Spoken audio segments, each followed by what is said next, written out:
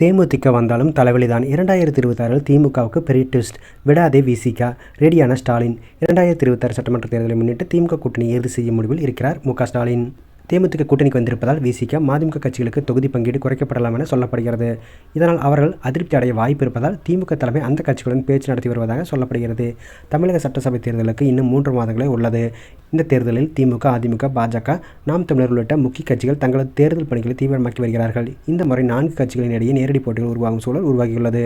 இதனால் கூட்டணி பேச்சுவார்த்தைகள், வேட்பாளர் பட்டியல் தயாரிப்பு, தேர்தல் அறிக்கை தயார் செய்தல் போன்ற பணிகள் மிகவும் வேகமாக நடைபெற்று வருகிறது. ஏற்கனவே திமுக கனிமொழி தலைமையில் 10 பேர் கொண்ட குழுவை அமைத்து தேர்தல் அறிக்கையை தயார் செய்து வருகிறார். வழக்கம் போல இந்த தேர்தலில் மிகப்பெரிய கூட்டணி பலத்துடன் திமுக தேர்தலை சந்திக்கிறது. காங்கிரஸ், விடுதலை சிறுத்தைகள், இந்திய கம்யூனிஸ்ட், மார்க்சிஸ்ட் கம்யூனிஸ்ட், மதிமுக, கோமதேக, இந்திய யூனியன் முஸ்லீம் லீக், மக்கள் நீதி மய்யம் உள்ளிட்ட கட்சிகள் கூட்டணியில் இருக்கிறது. மேலும் தனியரசு, கருணாஸ், தமுமுன் அன்சாரி உள்ளிட்ட அமைப்புகளின் தலைவர்களும் உடனிருக்கிறார்கள். மேலும் கூடுதலாக இதுவரை திமுக கூட்டணியில் சேராத பிரேமலதா விஜயகாந்தின் தேமுதிக இணையலாம் என சொல்லப்படுகிறது.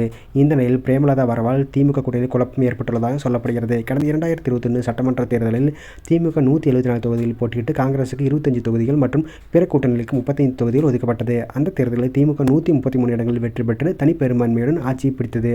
அதே போன்ற கணக்கை 2026 தேர்தலையும் தொடர விரும்புகிறது திமுக.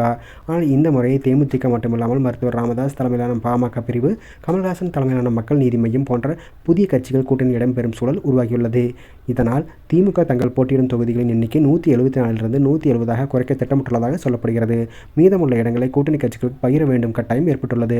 ஊடகங்களில் வெளியாகியுள்ள தகவலின்படி திமுக 170 தொகுதியில் போட்டியிடலாம் என்றும், காங்கிரசுக்கு 25, விசிக, மார்க்சிஸ்ட் கம்யூனிஸ்ட், இந்திய கம்யூனிஸ்ட் தலா 6, மக்கள் நீதி மய்யம் 3, தேமுதிக 6 தொகுதிகள் மற்றும் ஒரு ராஜ்யசபா இடம், பாமக ராமதாஸ் 4, யூனியன் முஸ்லீம் லீக் 3, மனிதநேய மக்கள் கட்சி 2 தொகுதிகள் ஒதுக்கப்படலாம் என்றும் கூறப்படுகிறது. மேலும் கடைசி நேரத்தில் இணையும் கட்சிகளுக்காக 2 அல்லது 3 தொகுதிகள் திமுக ஒதுக்கி வைத்துள்ளதாகவும் தகவல் தெரிவிக்கிறது. இதில்தான் ஒரு சிக்கல் இருக்கிறது. அதாவது கடந்த தேர்தலை விட இந்த தேர்தலில் கூடுதலாக ராமதாஸ், தேமுதிக, கமல்ஹாசன் ஆகியோர் வந்திருப்பதால் அவர்களுக்கு மிக குறைந்த அளவு தொகுதிகளை கொடுத்தாலும் ஏற்கனவே கூட்டணி இருந்த மதிமுக, விசிக, காங்கிரஸ் உள்ளிட்ட கட்சிகளின் தொகுதிகளை குறைக்க வேண்டிய நிலை ஏற்பட்டுள்ளது. இதன் காரணமாக அந்த கட்சிகள் அதிருப்தி அடையக்கூடும் என்பதால், கடைசி நேரத்தில் கூட்டணி குழப்பம் ஏற்படலாம் என்பதால் அந்த கட்சிகளை சமாதானப்படுத்தும் பேச்சுவார்த்தைகளை திமுக தலைமை தொடங்கி இருப்பதாகவும் சொல்லப்படுகிறது.